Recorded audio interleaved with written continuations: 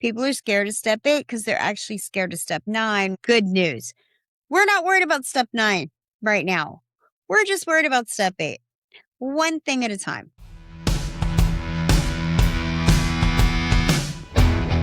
Welcome to Starve the Demon, Recovery by Any Means Necessary. I am your hostess with the mostest, your favorite demon starver, Jenna. And tonight we are talking about step 8 in the AA program. I don't speak for AA. I carry the message of recovery. No matter what program you're working, be it AA, NA, Al-Anon, anything that ends in an A.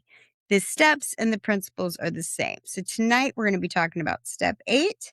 And the spiritual principle attached to that is brotherly love, but really it's just more willingness. In step 6, it was willingness. Step 8 is willingness. Really, willingness is kind of a must have for all of the steps. Let's get into it. We're going to read out of the Big Daddy Alcoholics Anonymous Big Blue Book. And of course, I have the old lady big print edition, but I still do have my little reading glasses because we're also going to read out of the 12 and 12, step 8. And we're going to talk about it. So we learned in step 4 that it's not near as scary as you think it's going to be, right? And all the stuff in step 4 had already happened, couldn't hurt you. But step 4 was about all the stuff, the things and the people in life that happened to you. Step 8 is all about the people and the things in life that you happened to. But just like people are scared of step 4 because they're scared of step 5 because they don't want to tell it, people are scared of step 8 because they're actually scared of step 9, which is making amends and really clearing up the wreckage of your past. Wow. Good news. We're not worried about step 9 right now. We're just worried about step 8. One thing at a time. And you know, what I lack in skill, I make up for in personality. We are on page 76, Alcoholics Anonymous, Big Blue Book. This is in the chapter Into Action. Now we need more action, without which we find that faith without works is dead. Let's look at steps 8 and 9. We have a list of all persons we have harmed and to whom we are willing to make amends. We made it when we took inventory. We subjected ourselves to a drastic self-appraisal. Now we go out to our fellows and repair the damage done in the past. We attempt to sweep away the debris which has accumulated out of our effort to live on self-will and run the show ourselves. If we haven't the will to do this, we ask until it comes.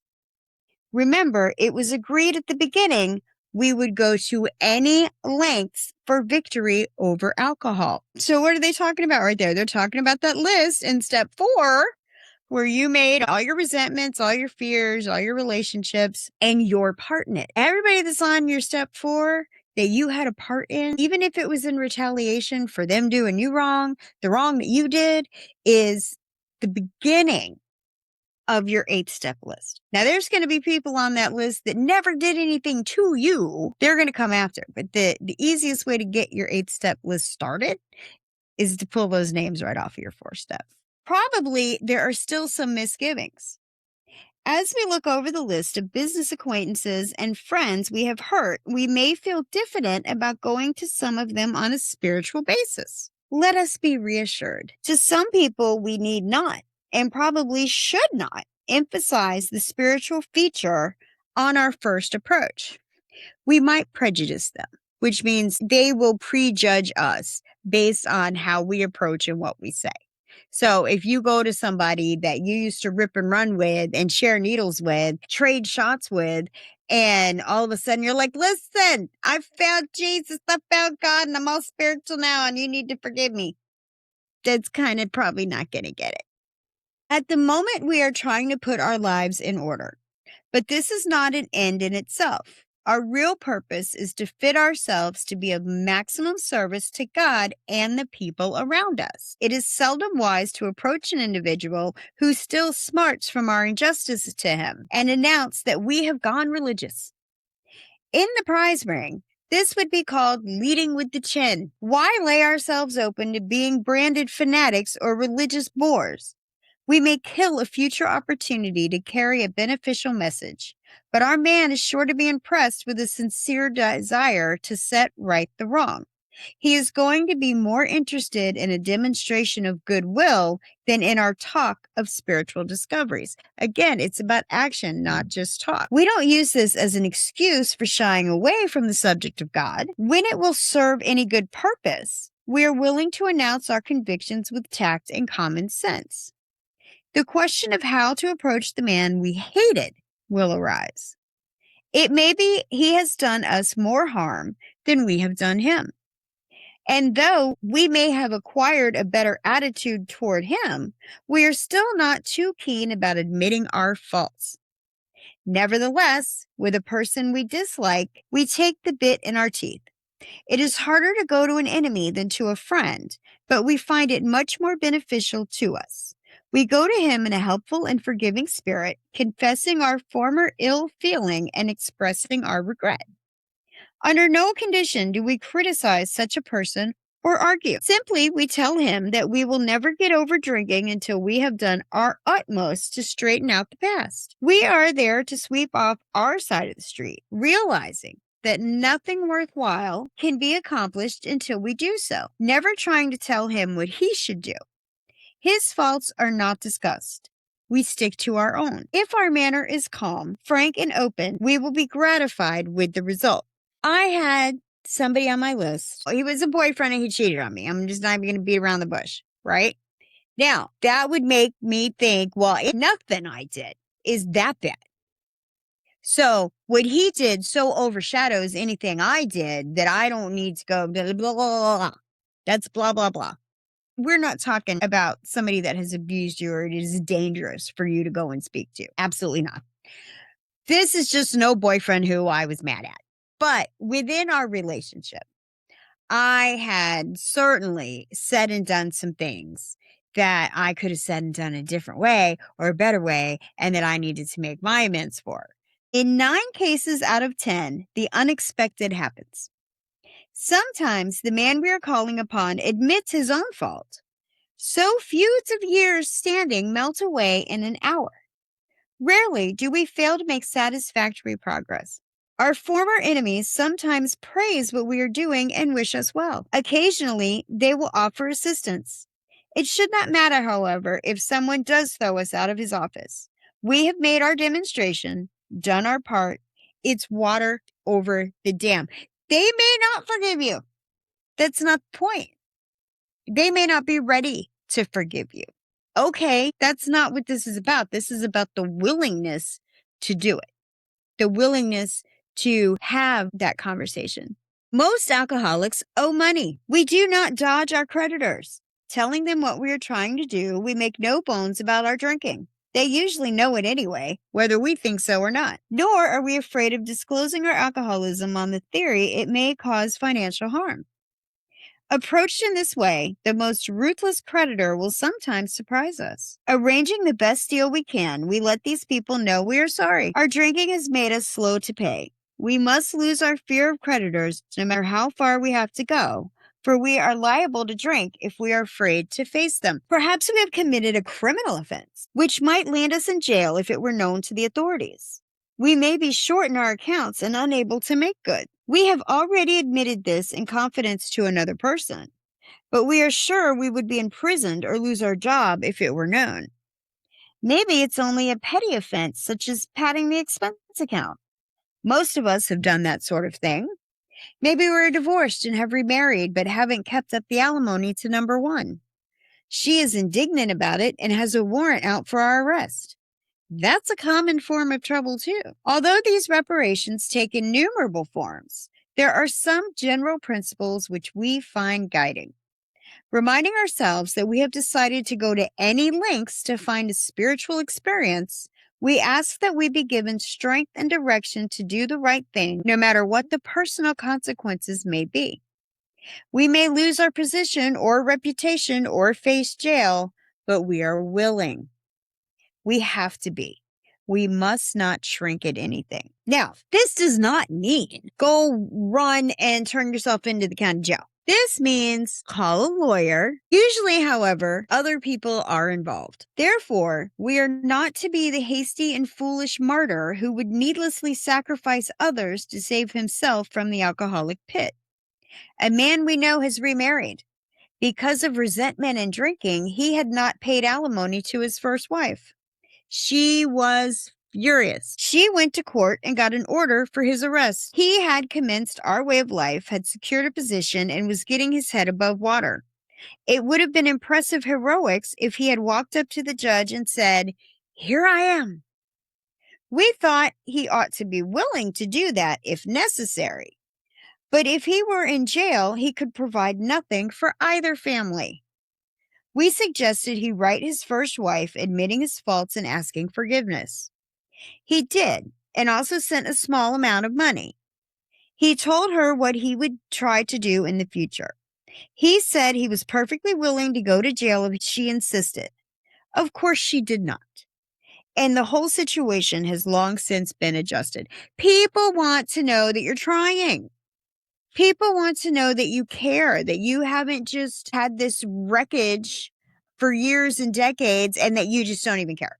Because that's what they think. They think that we're all out here having a great time at the expense of everybody else. They don't understand the misery of addiction and how it's not fun and it's not a good time, but it becomes our normal. And it's a freaking nightmare when you're in the middle of it. God bless them for not understanding. I wish nobody had to understand. Before taking drastic action, which might implicate other people, we secure their consent. If we have obtained permission, we have consulted with others, asked God to help, and the drastic step is indicated, we must not shrink. This brings to mind a story about one of our friends.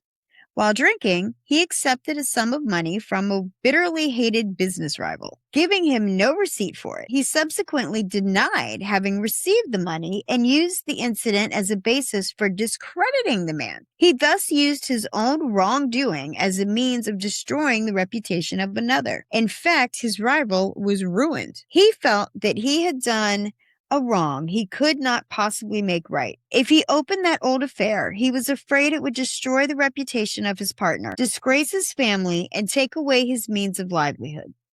What right had he to involve those dependent upon him? How could he possibly make a public statement exonerating his rival?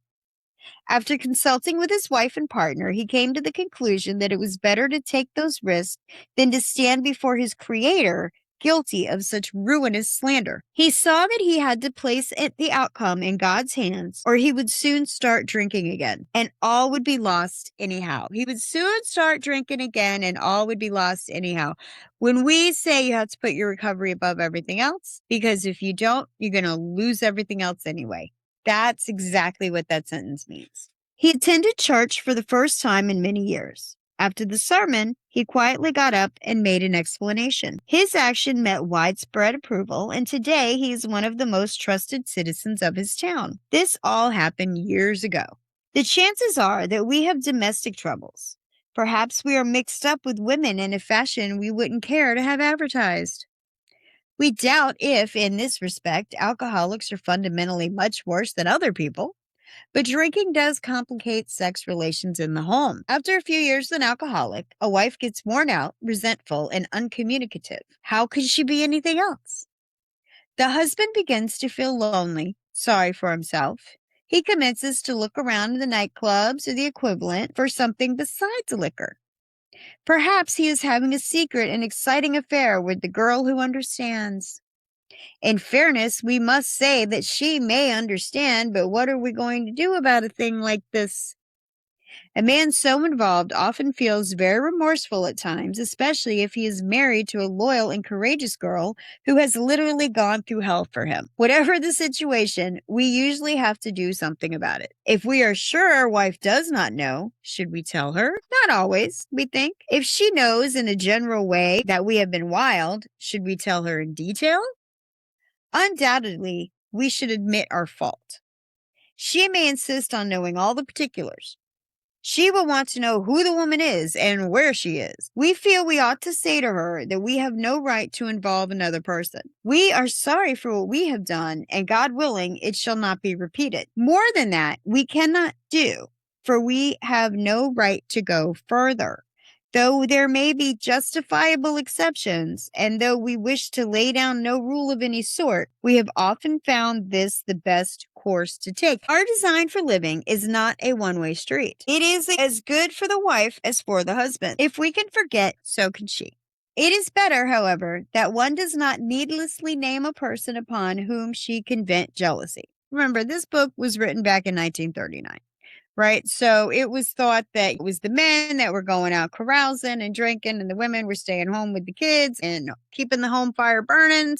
In this day and age, it could easily be talking about the wife to the husband, or the husband to the husband, or the wife to the wife, or whatever your household looks like. When one partner has this problem and they affect the whole family, that's what we're talking about. So please don't get twisted up between wife and husband, because I'm too old and too sober to be splitting hairs over words. Okay? Perhaps there are some cases where the utmost frankness is demanded. No outsider can appraise such an intimate situation. It may be that both will decide that the way of good sense and loving kindness is to let bygones be bygones. Each might pray about it, having the other one's happiness uppermost in mind. Keep it always in sight that we are dealing with that most terrible human emotion, jealousy. Good generalship may decide that the problem be attacked on the flank rather than risk a face-to-face combat. If we have no such complication, there is plenty we should do at home. Sometimes we hear an alcoholic say that the only thing he needs to do is to keep sober. Certainly he must keep sober, for there will be no home if he doesn't. But he is yet a long way from making good to the wife or parents whom for years he has so shockingly treated. Passing all understanding is the patience mothers and wives have had with alcoholics. Had this not been so, many of us would have no homes today, would perhaps be dead. The alcoholic is like a tornado roaring his way through the lives of others. Hearts are broken. Sweet relationships are dead. Affections have been uprooted. Selfish and inconsiderate habits have kept the home in turmoil. We feel a man is unthinking when he says that sobriety is enough. He is like the farmer who came out of the cyclone cellar to find his home ruined. To his wife, he remarked, "Don't see anything the matter here, Ma. Ain't it grand the wind stopped blowing? Yeah, I quit drinking. Where's my parade? Yeah, luck to you." Yes, there is a long period of reconstruction ahead. We must take the lead. A remorseful mumbling that we are sorry won't fill the bill at all. We ought to sit down with the family and frankly analyze the past as now we see it, being very careful not to criticize them. Their defects may be glaring, but the chances are that our actions are partly responsible. So we clean house with the family, asking each morning in meditation that our Creator show us the way of patience, tolerance, kindness, and love.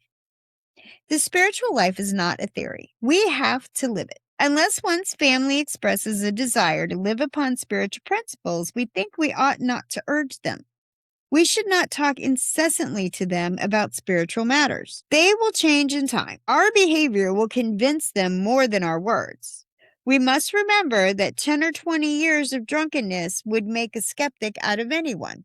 My husband will tell you that after I got sober and he was still struggling, he's amazed at how much I put up with.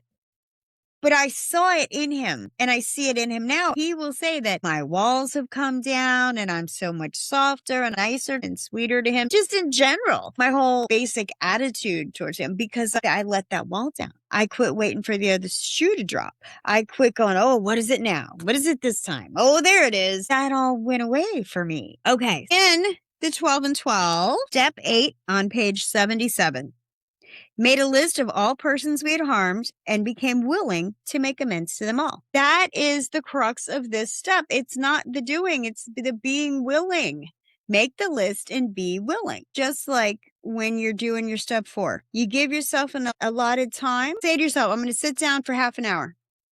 And you say a prayer, please, higher power, help me to be fearless and thorough and write these names down. You start with your step 4 right there. Write down all the names, and every name that comes to you in that half-hour period of time, write it down. Don't analyze it, justify it, rationalize it. Just write it down. And if you're not sure, if that person's name should go on the list, go ahead and write it down. You can work that out later. That's all you do. So when we talk about who goes on the list, step 8 and 9 are concerned with personal relations. First, we take a look backward and try to discover where we have been at fault. Next, we make a vigorous attempt to repair the damage we have done. And third, having thus cleared away the debris of the past, we consider how, with our newfound knowledge of ourselves, we may develop the best possible relations with every human being we know. This is a very large order. It is a task which we may perform with increasing skill, but never really finish. Learning how to live in the greatest peace, partnership, and brotherhood with all men and women of whatever description is a moving and fascinating adventure. It was said that the spiritual principle attached to step 8 is brotherly love, and that by doing this step, we learn to love all of mankind. I say that all the time. Love everybody like God sort of out. That is brotherly love. Every AA has found that he can make little headway in the new adventure of living until he first backtracks and really makes an accurate and unsparing survey of the human wreckage he has left in his wake. To a degree, he has already done this when taking a moral inventory. But now the time has come when he ought to redouble his efforts to see how many people he has hurt and in what ways. This reopening of emotional wounds, some old, some perhaps forgotten, and some still painfully festering, will at first look like a purposeless and pointless piece of surgery. But if a willing start is made, then the great advantage of doing this will so quickly reveal themselves that the pain will be lessened as one obstacle after another melts away. These obstacles, however, are very real. The first, and one of the most difficult, has to do with forgiveness. The moment we ponder a twisted or broken relationship with another person, our emotions go on the defensive. To escape looking at the wrongs we have done another, we resentfully focus on the wrong he has done us. This is especially true if he has, in fact, behaved badly at all.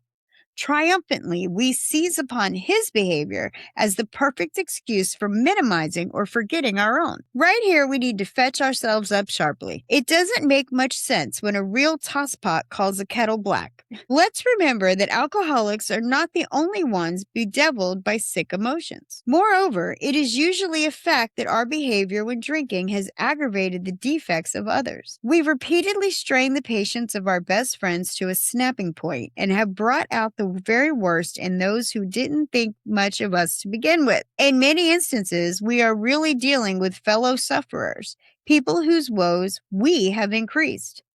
If we are now about to ask forgiveness for ourselves, why shouldn't we start out by forgiving them, one and all? When listing the people we have harmed, most of us hit another solid obstacle.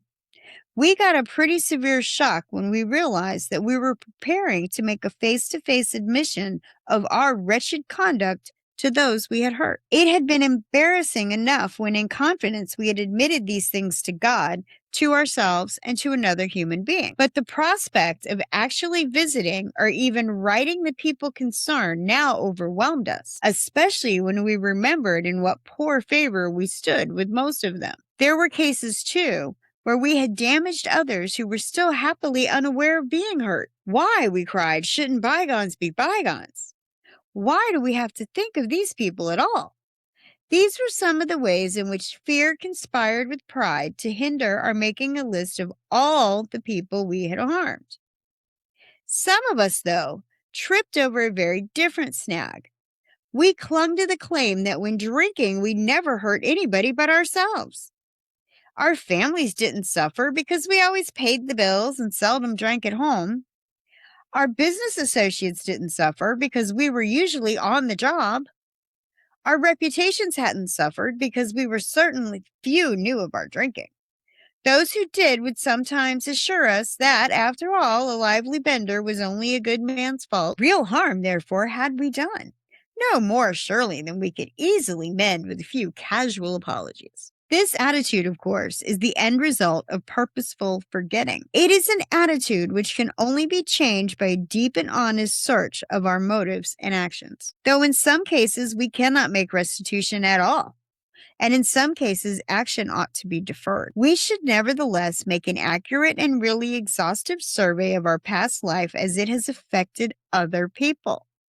In many instances, we shall find that though the harm done others has not been great, the emotional harm we have done ourselves has. Very deep, sometimes quite forgotten, damaging emotional conflicts persist below the level of consciousness. At the time of these occurrences, they may actually have given our emotions violent twists, which have since discolored our personalities and altered our lives for the worse. While the purpose of making restitution to others is paramount, it is equally necessary that we extricate from an examination of our personal relations every bit of information about ourselves and our fundamental difficulties that we can. Since defective relations with other human beings have nearly always been the immediate cause of our woes, including our alcoholism, no field of investigation could yield more satisfying and valuable rewards than this one. Calm, thoughtful reflection upon personal relations can deepen our insight.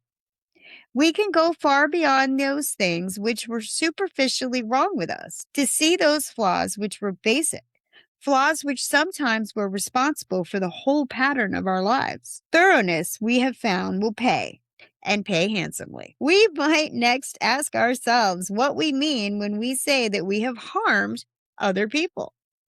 What kinds of harm do people do one another anyway? To define the word harm in a practical way, we might call it the results of instincts in collision, which cause physical, mental, emotional, or spiritual damage to people. If our tempers are consistently bad, we arouse anger in others.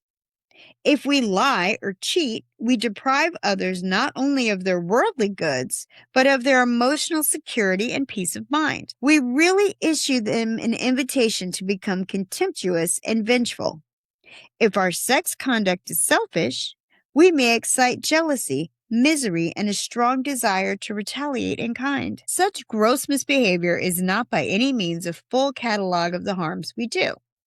Let us think of some of the subtler ones which can sometimes be quite as damaging. Suppose that in our family lives we happen to be miserly, irresponsible, callous, or cold. Suppose that we are irritable, critical, impatient, and humorless. Suppose we lavish attention upon one member of the family and neglect the others. What happens when we try to dominate the whole family, either by a rule of iron or by a constant outpouring of minute directions for just how their lives should be lived from hour to hour? What happens when we wallow in depression, self-pity oozing from every pore, and inflict that upon those about us? Such a roster of harms done others, the kind that make daily living with us as practicing alcoholics difficult and often unbearable, could be extended almost indefinitely.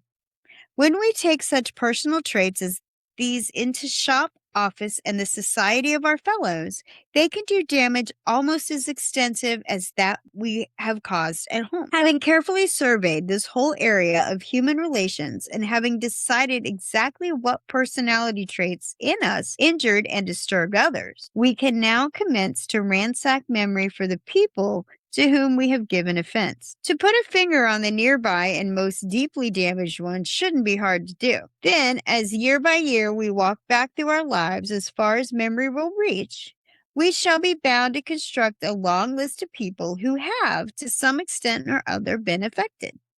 We should, of course, ponder and weigh each instance carefully. We shall want to hold ourselves to the course of admitting the things we have done, meanwhile forgiving the wrongs done us, real or fancied. We should avoid extreme judgments, both of ourselves and of others involved. We must not exaggerate our defects or theirs. A quiet, objective view will be our steadfast aim. Whenever our pencil falters, we can fortify and cheer ourselves by remembering what AA experience in this step has meant to others. It is the beginning of the end of isolation from our fellows and from God. So, boy, that was a lot of words. The extreme things are easy.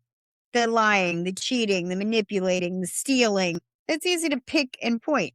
Unlike in step 4, where you made your list and you could see your part in it and you could see your patterns and you could after a time go, okay, I see the pattern. I see what's going on here. With step 8, it's not just a general thing. These are real people in your life that you got to go make things right with. Right now, you're just making the list. You're going to pull the names from the 4 step that you had a part in. You're just going to write the list. It may take a few days. Maybe they don't pop up on this 8th step. Maybe it's your next 8th step. It's fine, right? You do the best you can at the time that you're doing it. Once you feel confident that you've got the names down, then you go next to each name.